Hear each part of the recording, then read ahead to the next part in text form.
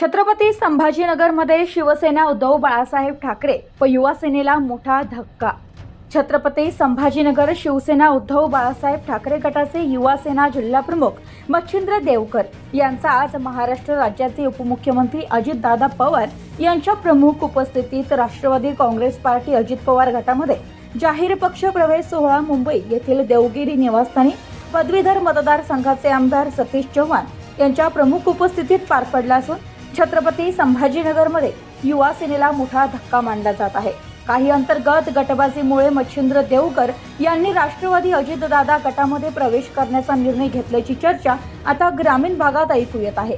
या पक्षप्रवेशाच्या वेळी राष्ट्रवादी काँग्रेस पक्षाचे अनेक कार्यकर्ते मोठ्या संख्येने उपस्थित होते। प्रतिनिधी विशाल जोशी, न्यूज टुडे 24 गंगापूर।